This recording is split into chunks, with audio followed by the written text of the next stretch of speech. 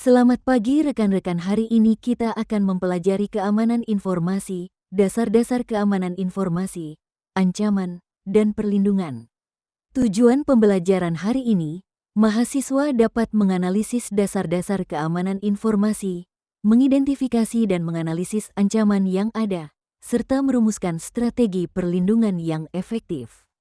Materi yang akan dipelajari antara lain pengantar keamanan informasi, dasar-dasar keamanan informasi, ancaman dalam keamanan informasi, perlindungan dalam keamanan informasi, dan prinsip-prinsip keamanan informasi. Keamanan informasi adalah praktik melindungi informasi dari ancaman yang dapat merusak kerahasiaan, integritas, dan ketersediaannya.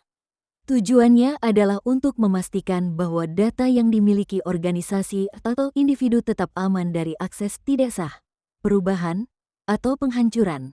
Ada 3 pilar utama dalam keamanan informasi yang sering disebut sebagai triad, confidentiality, kerahasiaan. Melindungi informasi agar hanya bisa diakses oleh pihak yang berwenang. Contohnya adalah penggunaan password atau enkripsi, integrity, integritas. Menjaga agar informasi tetap akurat dan tidak diubah oleh pihak yang tidak sah. Penggunaan checksums atau hash adalah contoh metode untuk menjaga integritas data, availability, ketersediaan. Memastikan bahwa informasi selalu tersedia bagi pihak yang membutuhkan ketika dibutuhkan. Contohnya adalah penggunaan backup data dan sistem yang handal untuk meminimalkan downtime. Untuk menjaga keamanan informasi, berbagai metode dapat diterapkan seperti enkripsi, firewall, autentikasi multifaktor, MFA, manajemen akses, serta pelatihan keamanan bagi pengguna. Ancaman, threats, kerentanan, vulnerability, dan risiko, risk, adalah 3 konsep kunci dalam keamanan informasi yang saling berkaitan. Masing-masing memiliki peran yang berbeda, namun bersama-sama membentuk dasar analisis risiko. Berikut penjelasan lebih lanjut mengenai ketiga istilah tersebut. 1. Ancaman, threats. Ancaman adalah segala sesuatu yang berpotensi merusak atau mengganggu keamanan informasi. Ancaman bisa datang dari berbagai sumber, termasuk manusia, alam, atau kesalahan sistem. Ancaman dapat berupa tindakan sengaja, seperti serangan siber, atau tak disengaja, seperti bencana alam atau kegagalan sistem. Contoh ancaman, hacker mencoba mengeksploitasi kelemahan sistem untuk mencuri data, virus, worm, atau ransomware yang dapat merusak atau mencuri data. Karyawan secara tidak sengaja menghapus file penting atau salah mengkonfigurasi sistem, gempa bumi, banjir, atau kebakaran yang dapat menghancurkan infrastruktur IT. 2. Kerentanan, vulnerability. Kerentanan adalah kelemahan atau celah dalam sistem yang dapat dieksploitasi oleh ancaman. Ini bisa berupa kelemahan dalam perangkat keras, perangkat lunak, atau bahkan dalam prosedur atau kebijakan keamanan. Kerentanan tidak selalu menyebabkan insiden, tetapi jika tidak ditangani, dapat menjadi pintu masuk bagi ancaman. Contoh kerentanan, versi lama dari software yang memiliki celah keamanan yang sudah diketahui tetapi belum diperbaiki. Firewall yang tidak dikonfigurasi dengan benar sehingga memungkinkan akses tidak sah. Pengguna memilih kata sandi yang mudah ditebak, membuat akun mereka rentan terhadap serangan brute force. Data sensitif yang tidak dienkripsi sehingga mudah disadap selama transmisi. 3. Risiko, risk. Risiko adalah potensi kerugian atau dampak negatif yang mungkin terjadi jika ancaman berhasil mengeksploitasi kerentanan. Risiko adalah hasil dari interaksi antara ancaman dan kerentanan.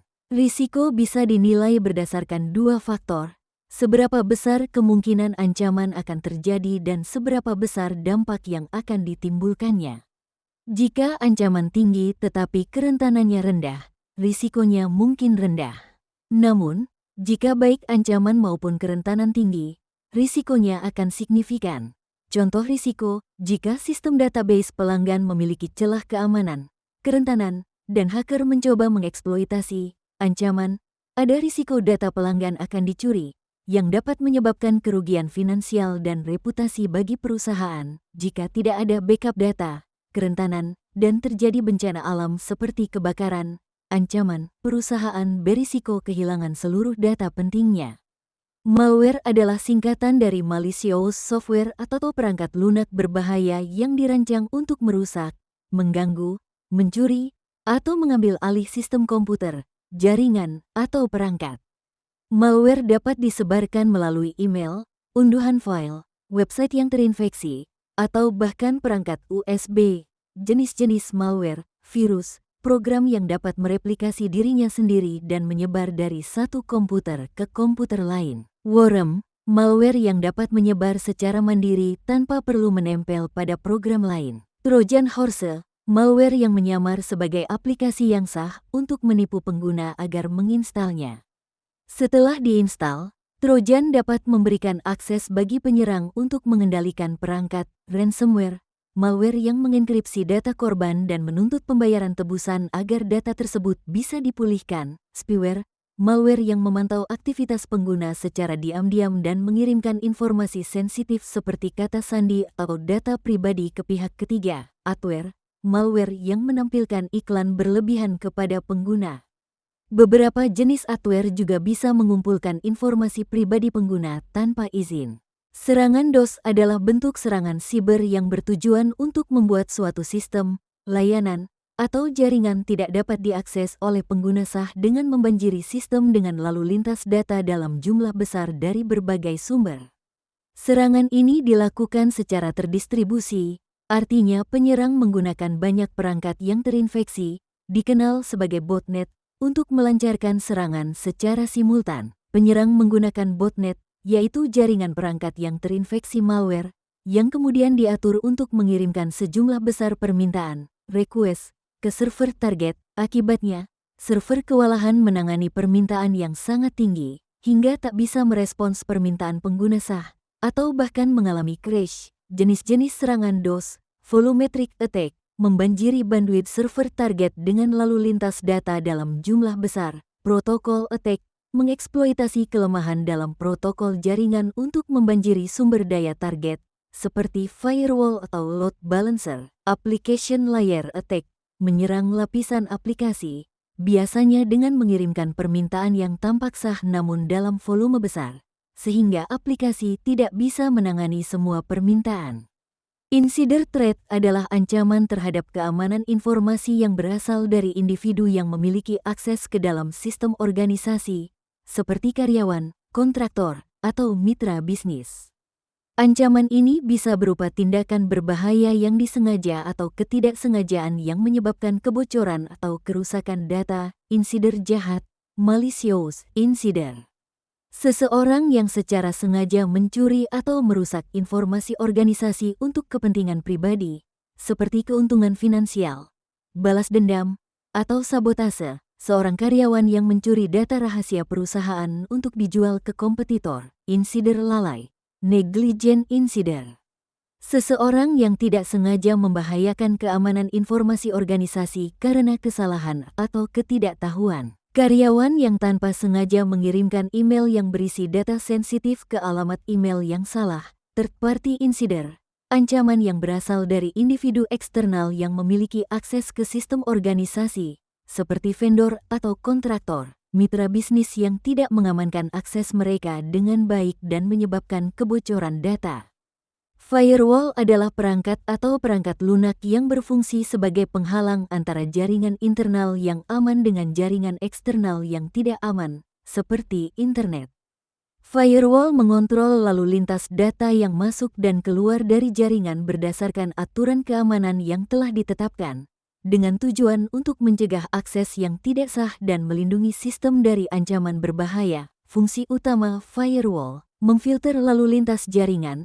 Firewall memeriksa setiap paket data yang masuk dan keluar, lalu memutuskan apakah paket tersebut diizinkan untuk diteruskan atau diblokir berdasarkan aturan yang ditetapkan. Mencegah serangan berbasis jaringan, firewall melindungi jaringan dari serangan luar seperti serangan DOS, serangan brute force, atau akses ilegal dari hacker. Mengontrol akses ke sumber daya internal. Firewall dapat dikonfigurasi untuk membatasi akses ke aplikasi atau layanan tertentu di dalam jaringan, baik dari luar maupun dalam. Jenis-jenis firewall. Firewall perangkat keras biasanya berbentuk perangkat fisik yang dipasang antara jaringan internal dan jaringan eksternal. Misalnya, router dengan fungsi firewall, firewall perangkat lunak, firewall yang diinstal di perangkat, seperti komputer atau server, yang berfungsi untuk melindungi perangkat tersebut secara khusus. Firewall berbasis cloud, layanan firewall yang diimplementasikan di cloud untuk melindungi infrastruktur berbasis cloud atau data center. Antivirus adalah perangkat lunak yang dirancang untuk mendeteksi, mencegah, dan menghapus perangkat lunak berbahaya, malware, seperti virus, worm, trojan, spyware, ransomware, dan lainnya. Antivirus bekerja dengan cara memindai file dan program di sistem, membandingkannya dengan basis data definisi malware, serta memantau perilaku mencurigakan untuk melindungi perangkat dari ancaman. Fungsi utama antivirus: mendeteksi malware. Antivirus memindai file, program, atau perangkat lunak lain yang ada di komputer atau perangkat untuk mencari tanda-tanda malware, menghapus malware. Jika antivirus menemukan malware, ia akan menyingkirkannya dengan mengkarantina atau menghapus file yang terinfeksi. Perlindungan real-time. Antivirus juga bekerja secara real-time untuk memonitor aktivitas komputer, memberikan peringatan atau mengambil tindakan jika terdeteksi adanya perilaku mencurigakan. Enkripsi adalah proses mengubah data atau informasi menjadi bentuk yang tidak bisa dibaca tanpa menggunakan kunci dekripsi. Enkripsi berfungsi untuk melindungi data agar tidak bisa diakses oleh pihak yang tidak berwenang, bahkan jika mereka berhasil mendapatkan akses ke data tersebut. Fungsi utama enkripsi: melindungi kerahasiaan data. Enkripsi memastikan bahwa hanya pihak yang memiliki kunci dekripsi yang dapat membaca data yang dienkripsi, melindungi data selama transmisi. Saat data dikirim melalui jaringan, seperti internet, enkripsi melindungi data dari penyadapan atau akses tidak sah, melindungi data di penyimpanan. Data yang disimpan, baik di perangkat lokal maupun di cloud, bisa dienkripsi untuk mencegah akses tidak sah jika perangkat atau server disusupi. Jenis-jenis enkripsi. Enkripsi simetris, menggunakan satu kunci yang sama untuk mengenkripsi dan mendekripsi data. Contoh algoritma AES, Advanced Encryption Standard. Enkripsi asimetris, menggunakan dua kunci yang berbeda, yaitu kunci publik untuk enkripsi dan kunci pribadi untuk dekripsi. Contoh algoritma RSA. Prinsip-prinsip keamanan informasi mencakup berbagai aspek untuk melindungi aset informasi dari ancaman yang mungkin timbul. Beberapa prinsip utama meliputi manajemen risiko, keamanan fisik dan logis, serta peningkatan kesadaran pengguna. Berikut penjelasan mengenai masing-masing prinsip tersebut. 1.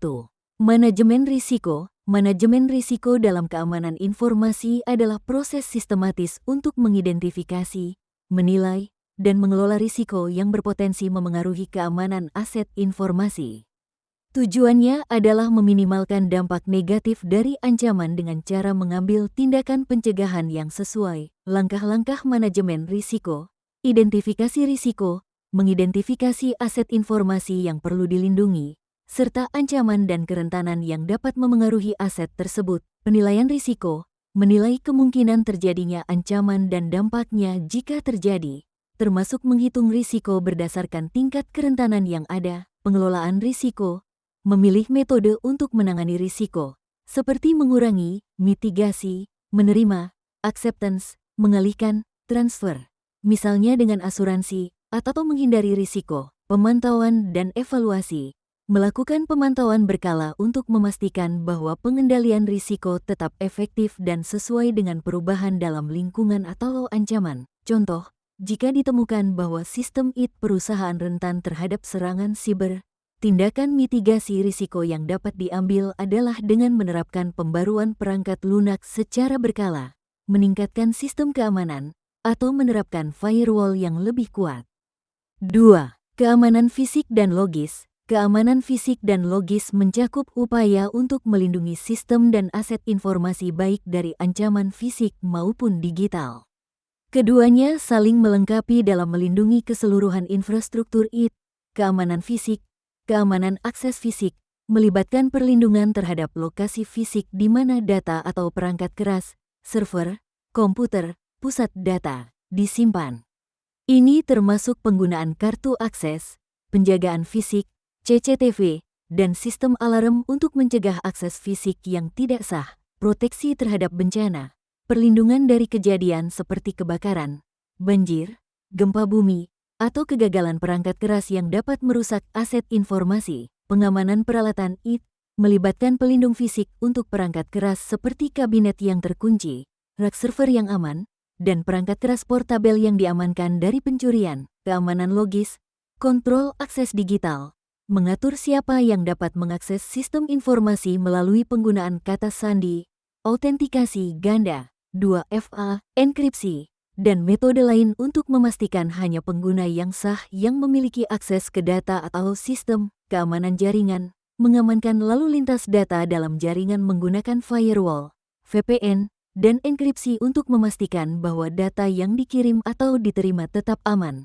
Keamanan sistem operasi dan aplikasi, mengupdate perangkat lunak, menggunakan patch keamanan, dan menerapkan perlindungan antivirus atau anti-malware untuk mencegah serangan siber yang mengeksploitasi kerentanan sistem. Contoh, untuk mengamankan server di pusat data, perusahaan dapat menggunakan kunci fisik dan pengawasan video, keamanan fisik, serta firewall dan enkripsi untuk melindungi data yang disimpan di dalam server. Keamanan logis.